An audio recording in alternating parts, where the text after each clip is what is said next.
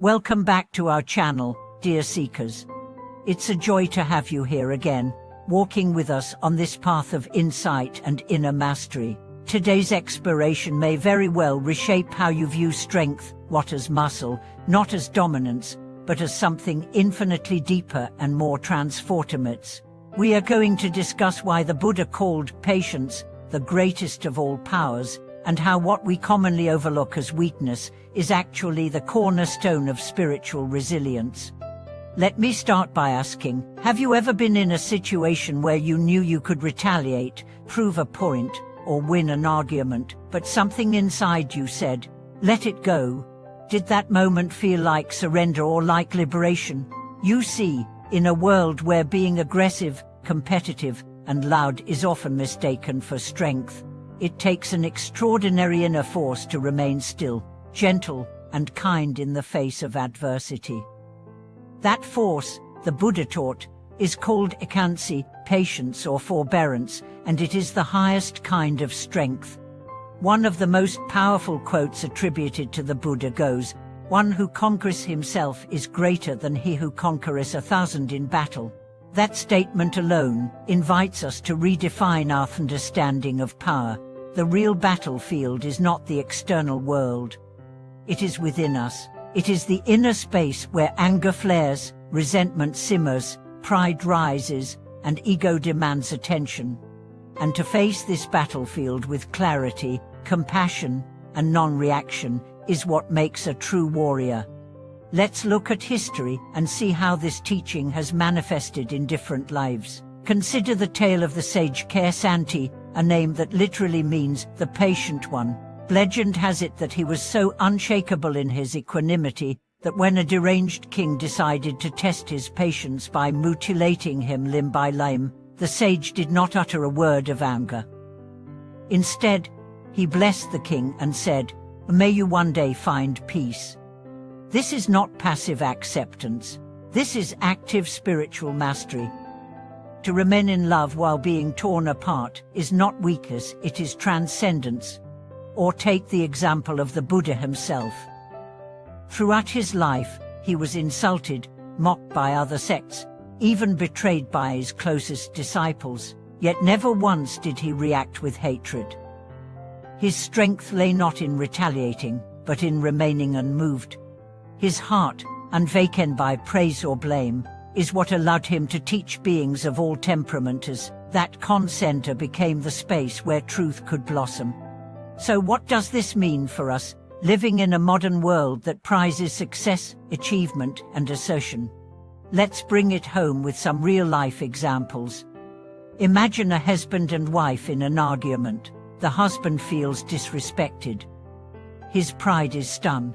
He wants to shout back, to prove his point, to win, but then he remembers the goal is not to win the fight but to protect the relationship. So he pauses, breathes, and listens.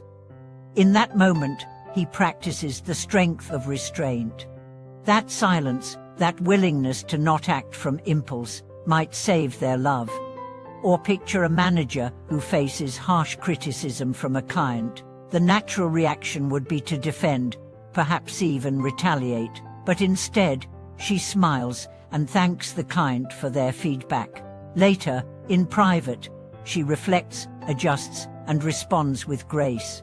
That is not subservience, it is emotional intelligence forged through the fires of patience. Patience is not passivity. It is purposeful action, held in wise timing. It is the decision to act from clarity rather than chaos. It is strength held still until it's ready to serve, not to strike. But here's the challenge. Patience is not easy. It demands tremendous inner fortitude.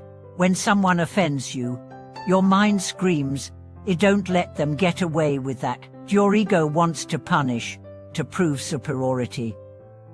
But the Buddha says, bear insult with equanimity. That is your victory. That voice within you that says pause, is your soul reminding you that true power lies not in dominance, but in understanding. Patience is also cumulative. Every time you hold back from saying something cruel, you strengthen your resolve. Every time you resist the urge to explode in anger, you deepen your inner silence.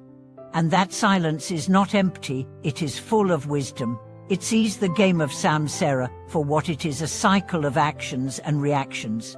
When you choose not to react, you break the chain. You become the still point where karma is interrupted and healing begins.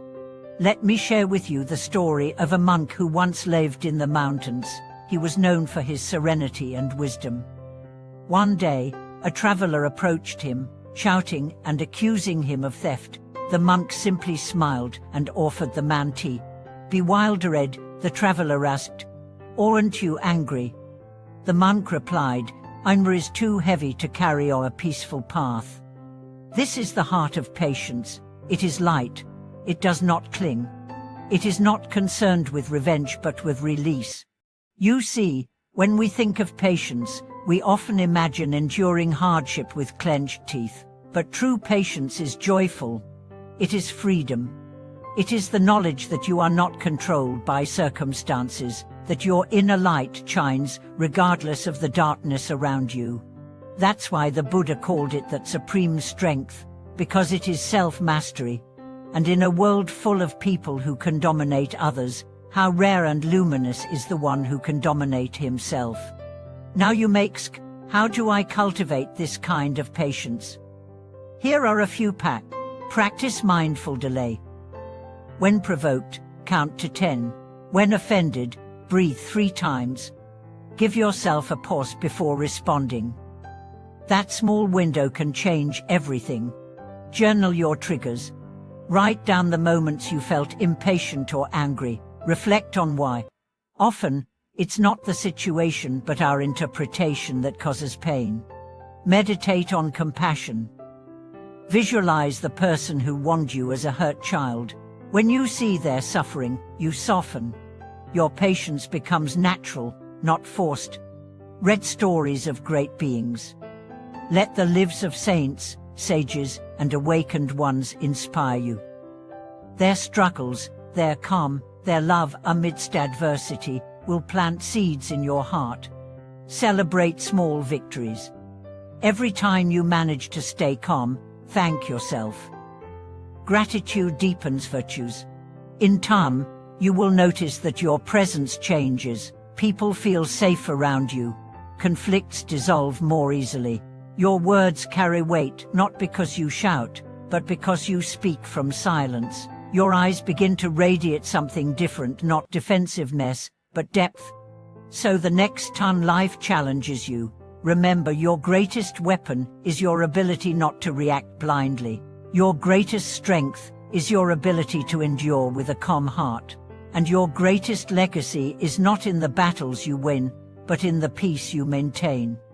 Thank you for being part of this journey today. If this message resonated with you, please share your reflections in the comments.